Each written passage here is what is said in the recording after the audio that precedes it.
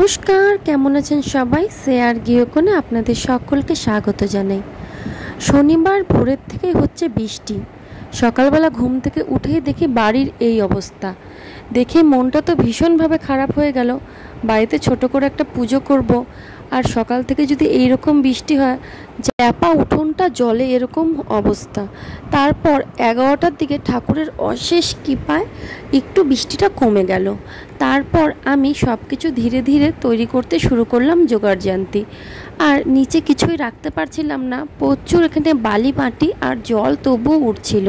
ভালো করে জলগুলোকে আমি বালতির মধ্যে তুলে তুলে কাচিয়ে নিয়ে জায়গাটা মোটামুটি একটু পরিষ্কার করে নিয়েছি।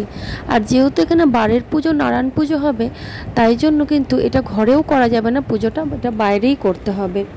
সেই কারণেই কিন্তু বাইরেই করা। তারপর কিছুক্ষণ বাদের থেকেই একটু একটু করে শুকাতে শুরু করলো, আর আমিও ধীরে ধীরে সব গোছাতে শুরু করলাম। যেহেতু প্রথমবার পুজো করছি, আমার কাছে নিয়মগুলো অনেকটাই অজানা, তাই আমি সব কিছু হাতের কাছে রেখেছি যে আমাদের ঠাকুরমশাই আসলে আমাকে যেগুলো অজানা সেগুলো উনি ঠিক মতন একটু গুছিয়ে নেবে। তাই আমি লেগে পড়লাম জোর কদমে তাড়াতাড়ি করে সব জোগাড় করতে। অবশেষে দুপুর বলতে বিকেল 4টের সময় আমাদের ঠাকুরমশাই এসে পৌঁছালো।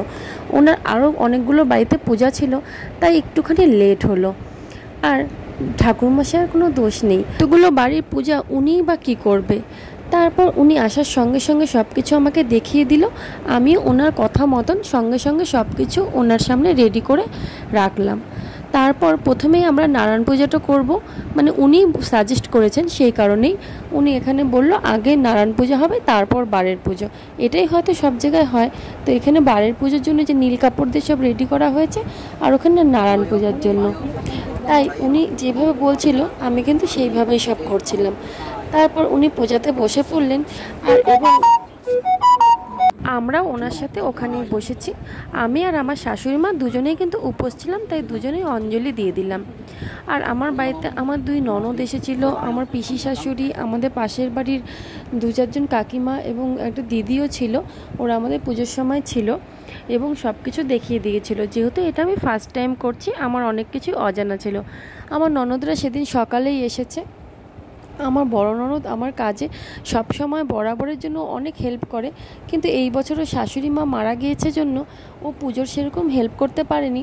তবে পুজোর পরে শেষে প্রসাদ দেওয়া এবং সব বাসন কোসন মাজা সব কিছুই তো ও আমাকে একটা হেল্প করেছে, যার জন্য আমার কাজগুলো আরও সুন্দরভাবে হয়েছে।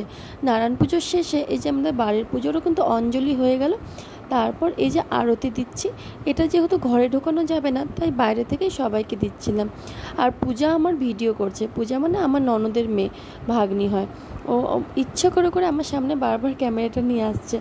যাই হোক, আমি বলেছিলাম যে একটুখানি ক্যাপচার করিস, কারণ আমি তো ভীষণভাবে বিজি ছিলাম। নারায়ণ পুজো বারের পুজোটা সারার পর একদম বেলা হয়ে গেছে, মানে হতে হতে সন্ধ্যা হয়ে গেছে। আর আমাদের পাড়ার লোকজন সবাই প্রায় প্রসাদ খেতে চলেও এসেছে। তাই পুজোটা শেষ হওয়ার পর এমনভাবেই লোকজনে ভিড় হয়ে গিয়েছে, যাদেরকে বলে এসেছিলাম তাই একটু সময় পাইনি। ভিডিও করার সঙ্গে সঙ্গে লেগে পড়েছিলাম প্রসাদ দেবার জন্য। আর এই পুজোর প্রসাদ তো সকলেই তোমরা জানো যে সিন্নি, খই আর ফল প্রসাদ, এটাই মাস্ট। আর খিচুড়িও হয়তো অনেকে করে, তবে আমরা কিন্তু করিনি। আমরা ফল প্রসাদ আর এই সিন্নি প্রসাদ আর খইটাই দিয়েছিলাম।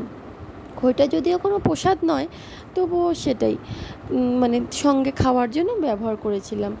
আর নারায়ণ পূজারটা কিন্তু আমরা পরে দিয়েছি, আর বারের পুজোরটা প্রত্যেকের মতন আগেই এটা দিয়ে শেষ করে দিয়ে স্নান করে একদম ঘরে গিয়েছি। হয়ে গেছে তখন বাজে সন্ধ্যে 7:30 মতন। তারপর নারায়ণ পুজোরটা, তাই এতটা ব্যস্ত থাকার কারণে আমি কিন্তু পুরোপুরি ভিডিওগুলো আর করতে পারিনি। জাস্ট পুজোর ভিডিওগুলো আমার ভাগ্নি পুজো করেছে, তাই জন্য তোমাদের সাথে শেয়ার করতে পারলাম। কাজ প্রসাদ নিবেদন করার পর এবং সবাইকে প্রসাদ দিয়ে শেষ করার পর রাতের আবার খাবার বসিয়েছিলাম, কারণ মিহুর বাবা শনিবার রাতে এসেছিল মাত্র 7-8 ঘন্টার জন্য। রাত্রি 9টার সময় এসে পরের দিন সকাল 6টায় বাড়ির থেকেও বেরিয়ে পড়েছে। বেচারার একটুও ছুটি ছিল না, তাই সেই কারণে। আর এই দেখো আমার অবস্থা, এতক্ষণে সারাদিনে সব কাজ সেরে এই যে এখন স্নান করেছি, আর সারাদিন উপোস থেকে আমার চেহারাটাও কি খারাপ হয়েছে।